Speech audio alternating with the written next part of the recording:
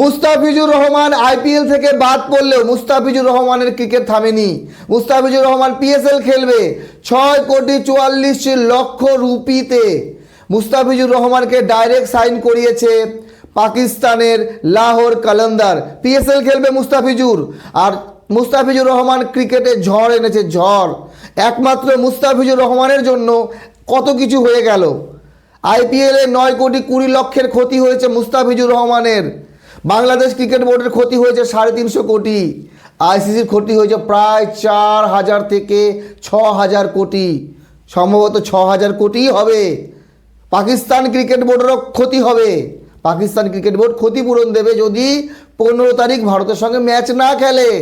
আর যদি মুস্তাফিজুর রহমান কেকেআর থেকে বাদ না পড়তো তাহলে হয়তো বাংলাদেশ ক্রিকেট অদম্য বাংলাদেশ টি-20 কাপ পেত না। যার প্রথম ম্যাচ আজকে ছিল ধূমকেতুর সঙ্গে দুরন্ত। ধূমকেতু 6 উইকেটে জিতেছে। লিটন কুমার দাসের দুর্দান্ত ইনিংস, 65 রান করেছে মাত্র 43 বলে, 4 মেরে ম্যাচ জিতিয়েছে। তো এই যে ক্রিকেটে এত কিছু হচ্ছে শুধুমাত্র ওই মুস্তাফিজুর রহমানকে কেন্দ্র করে। চিন্তা করেন, যদি মুস্তাফিজুর রহমান আইপিএল থেকে বাদ না পড়তো তাহলে বাংলাদেশ ক্রিকেট দল এখন ওই ধূমকেতু দুরন্ত নিয়ে খেলতো না। তারা থাকতো এখন ভারতে। ভারতের মাটিতে প্র্যাকটিস ম্যাচ খেলে নিজেদেরকে আরও বিশ্বকাপে এগিয়ে নিয়ে যাওয়ার জন্য প্রস্তুতি নিত। কিন্তু যেটা হয়নি, কিন্তু এখনও অনেক দূর যাবে, এখানেই শেষ না। হ্যাঁ, বাংলাদেশ ক্রিকেট দল বিশ্বকাপ বয়কট করলেও, ভারতে খেলতে না আসলেও, বাংলাদেশ না খেললেও সম্প্রচার বন্ধ হয়নি। অনেকেই বলেছিল যে বিশ্বকাপ যেন বাংলাদেশে সম্প্রচার করা না হয়, কিন্তু টি স্পোর্টস এবং নাগরিক টিভি লাইভ দেখাবে বিশ্বকাপের ম্যাচগুলো। বাংলাদেশের জনগণ কাকে সাপোর্ট করবে?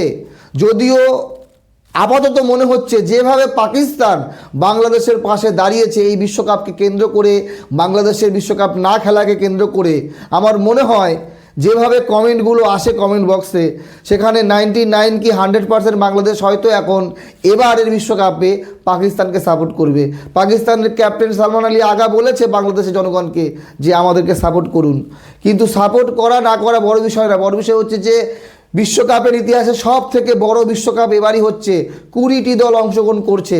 আজকে ফটো সেশনও হয়েছে, সেখানে বাংলাদেশ নেই, বাংলাদেশের ক্যাপ্টেন লিটন কুমার দাস নেই। তো বিষয় হলো যে মুস্তাফিজুর রহমান পিএসএলে দল পেয়েছে কত টাকায়? বাংলাদেশি টাকায় 2,88,00,000, ভারতীয় রুপিয়ায় 2,08,00,000, পাকিস্তানি রুপিয়ায় সেটা হচ্ছে গিয়ে 6,44,00,000। একেবারে খারাপ না। 2,88,00,000 বাংলাদেশি টাকায় পাচ্ছে মুস্তাফিজুর রহমান। আশা করি লাহোর কালান্দারে খেলবে এবং পিএসএলেরও সমর্থন হয়তো বাংলাদেশ পাবে।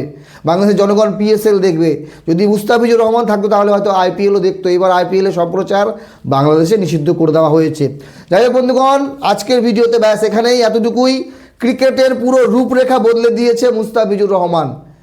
একটি প্লেয়ারের জন্য একটা ইতিহাস হয়ে থাকবে যে মুস্তাফিজুর রহমান আইপিএলে সুযোগ পেয়েছিল, তারপরে আইপিএল থেকে তাকে বাদ দেওয়া হলে পুরো বাংলাদেশ বিশ্বকাপ খেলতে আসেনি, পাকিস্তান ভারতের সঙ্গে ম্যাচ খেলেনি, এমনকি বাংলাদেশ একটি ক্রিকেটের টুর্নামেন্ট পেয়ে গেছে, অদম্য বাংলাদেশ 2026 টি-20 ট্রফি। যাই হোক, ভালো থাকবেন সবাই। আপনাদের মতামত জানাবেন। বাংলাদেশের জনগণ কারা কোথা থেকে ভিডিও দেখছেন, আপনারা কাকে সাপোর্ট করবেন এবার বিশ্বকাপে। ভালো থাকবেন সবাই, ধন্যবাদ।